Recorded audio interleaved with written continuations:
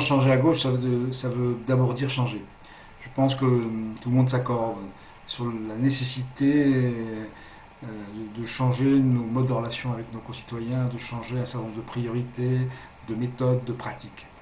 Euh, L'ensemble du porte-à-porte, nos contacts avec les concitoyens nous confirment dans cette opinion. Le changement est nécessaire. Et ce changement, nous le voulons à gauche. Je crois qu'il le faut maintenant, si on ne veut pas que Aubervilliers subisse ce que des villes comme Noisy-le-Sec, Drancy, Colombes, Argenteuil ont subi. Donc notre liste Changer à gauche pour Aubervilliers est claire dans ses objectifs, claire dans ses méthodes et claire dans ses perspectives. Soyons clairs, le modem à Aubervilliers est d'une couleur un peu particulière. On connaît les campagnes de Thierry Augy, on les a connues en 2001, on en connaît le contenu, on en connaît les orientations. Lorsque dans un tract, le candidat dit du modem spécifie qu'il est pour ramener le taux de logements sociaux à Aubervilliers à 20%, cela signifie que, tout simplement, que pendant 50 ans, nous ne construirons plus de logements sociaux à Aubervilliers. C'est non seulement inepte, mais ridicule. Donc vous imaginez bien qu'un parti comme le nôtre ne peut imaginer l'alliance de second tour avec une force de ce type.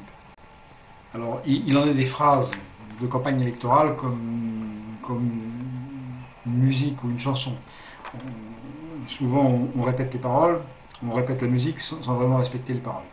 J'ai dit et je répète, je suis Baudet compatible, mais pas Baudet-Carman compatible. Tout simplement parce qu'une configuration qui place Pascal Baudet et Jean-Jacques Carman en tête d'une liste de rassemblement de la gauche, ça n'a aucun sens électoral et aucun sens politique, à ce titre-là. Par ailleurs, si on peut partager un certain nombre d'orientations et de projets communs avec Pascal Baudet, tout au long des mandatures précédentes, et y compris de celle qui vient de s'achever, on s'est aperçu que sur aucun des grands sujets qui concernent l'avenir d'Aubervilliers, nous étions d'accord avec les orientations prônées par Jean-Jacques Carman. Qu'il s'agisse de l'intercommunalité, qu'il s'agisse de nos relations avec Paris ou avec d'autres départements, qu'il s'agisse de notre conception d'intégration de la ville d'Aubervilliers au sein du département et de nos relations avec le Conseil général, qu'il s'agisse de l'ensemble des dispositifs que nous avons mis en place avec l'État et de nos relations avec l'État, dans aucun de ces domaines, nous pouvons parvenir à une convergence de vues avec les amis de Jean-Jacques Carman.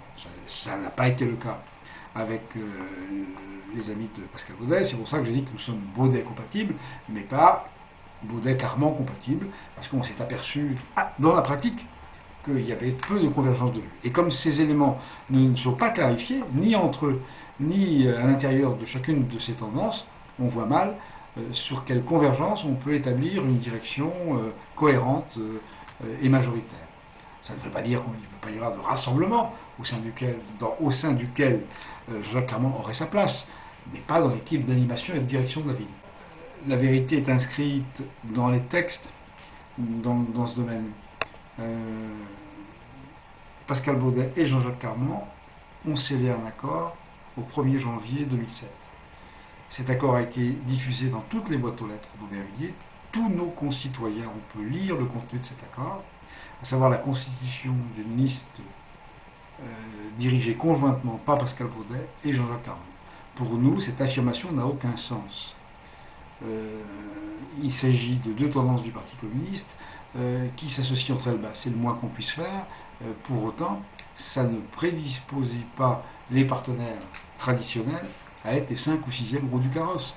D'autant plus que l'année 2007 a été une année particulière au niveau électoral, puisque le député de la 3e circonscription est devenu socialiste, parce que l'écart de voix entre les candidats du Parti socialiste et les candidats du Parti communiste n'ont jamais été aussi larges. Il était impossible d'accepter une négociation qui pose a priori que la liste de rassemblement aurait comme tête de liste conjointe et Pascal Baudet et Jean-Jacques Carman.